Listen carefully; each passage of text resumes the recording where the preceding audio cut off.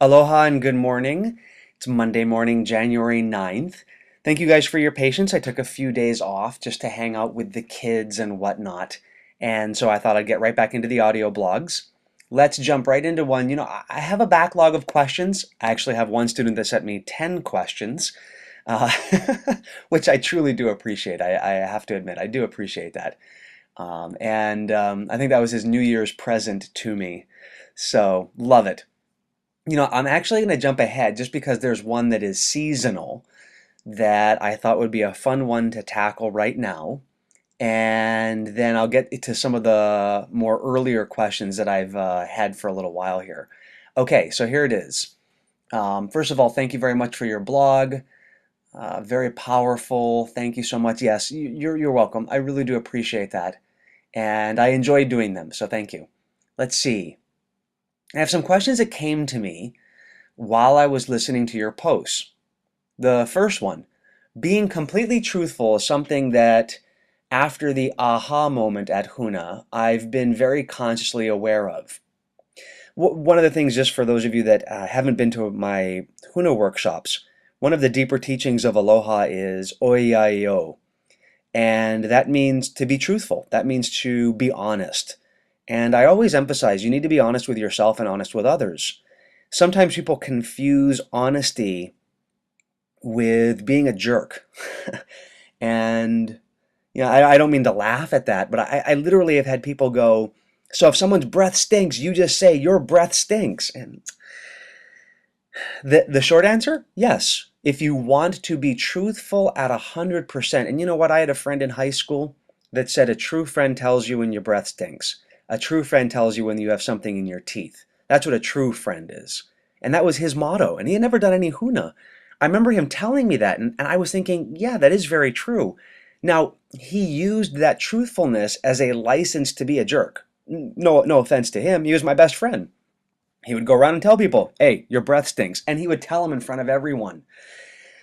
Now, being truthful doesn't ignore all of the other presuppositions in NLP. Being truthful doesn't ignore all of the other rules of society that we have. And, sometimes people, they learn one law. I learned the law of attraction, and that's all there is. No, there's more to life than just the law of attraction. I teach the law of attraction. I love the law of attraction. Maybe one day I'll do an audio blog on the law of attraction. Ooh, that would be a scandalous one. No, I love it. I love the law of attraction. I love being truthful. And you also have to look, what is your audience? Yeah? Who is your audience while you are being truthful? And this is a great question because listen to how it goes here now. You ready? How do you, or how can I, in parentheses, answer truthfully? This is the question from my haumana, from my student. How do you answer truthfully questions from kids about Santa's existence? Why he uses the same wrapping paper we have? Well, first of all, your parents aren't being very creative if they're using the same wrapping paper for every present. I have a secret store of wrapping paper for Santa presents. Now, come on, let's get creative. Anyway, one of my friends has a 5-year-old. I have a 5-year-old. My daughter's 5, and my son is 12. So, 2 age groups in one house. And he asked questions. One of my friends has a 5-year-old, and he asked questions similar to what I asked my parents when I was younger. And his parents and I were talking about the answers, which led me to think about how to be truthful here. As you know, I don't have kids yet, though when there comes a time, it would be helpful to know. A couple of the parents in the school and I were discussing this because there is one parent in the kindergarten class that literally told it's either a 5-year-old or 6-year-old, look, I'm going to be truthful, there is no Santa. And the kid was devastated. I mean, just wrecked.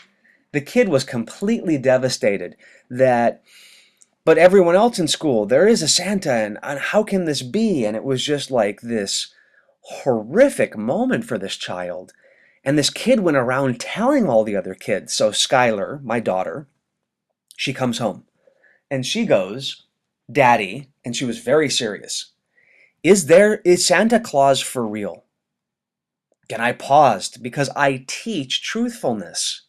I teach the importance of oiaio and being truthful and yet at the same time practicing aloha and acknowledging that different people have different realities. Yeah, there's a presupposition of NLP, respect another person's model of the world. Now, I want to point something out, and this is not getting over the top here, but I just want to point something out. How do you know Santa doesn't exist? It's very hard to prove a negative. It's very difficult to prove that Santa does not exist. Now, we as adults might go, people have explored the North Pole, there's no such thing as a North Pole, and one might argue, isn't a parent Santa Claus for their kids by providing them the opportunity to have imagination? And if not for individuals on our planet with amazing imaginations, creating things in their mind which we now have, who would have thought as a kid growing up that we would have a touch screen phone? I don't care if you like the iPhone or the Android, that's not what this discussion's about. But a touch screen phone. Imagine that. Cars, airplanes. Oh, I want to fly an airplane, the Wright brothers said. Everyone said, you're crazy. Yeah? We want to go to the moon. No one can ever get to the moon. How crazy. I want to invent something that's round and has electricity in it and lights things up instead of using fire. Oh, you're nuts. And yet these people with imaginations have helped to shape and create our world. Believing in Santa for a kid might be a very important thing. Will Skylar one day realize that there is no Santa? Yes. So here's how I answered it. I'm going to give you guys exactly my answer. I know sometimes I don't, and I make you think for yourself. But I'm going to tell you what I said to her. I looked at her, I looked in her eyes, and I said, Skylar, do you believe that Santa is real? I want to know what her model of the world is.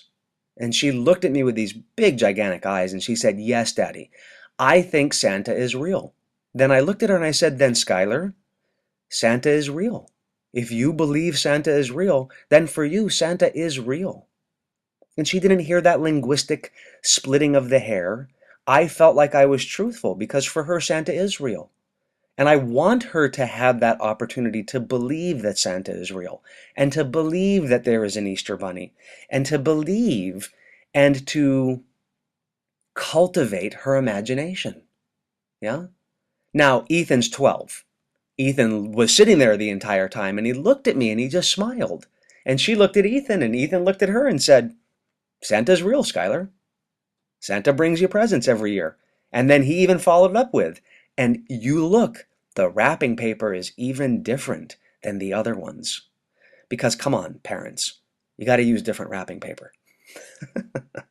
Anyway, I hope that answers your question. So keep in mind with oiaio, be truthful. Be truthful, be honest. I absolutely believe that. And you also have to respect another person's model of the world and realize a 5-year-old's a 5-year-old. And if a 40-year-old comes up to me and says, is Santa real? I don't know how I would answer that. I would be curious as to why they would still be asking. But anyway, hope that answers your question. Hope you're having a fabulous new year. Take care. Let's end the discussion, the class as we normally do. Malama pono. Aloha ke akua. Love is our shield. You don't have to be perfect. You just need to be your best. And aloha a hui ho. Class dismissed. Love you all.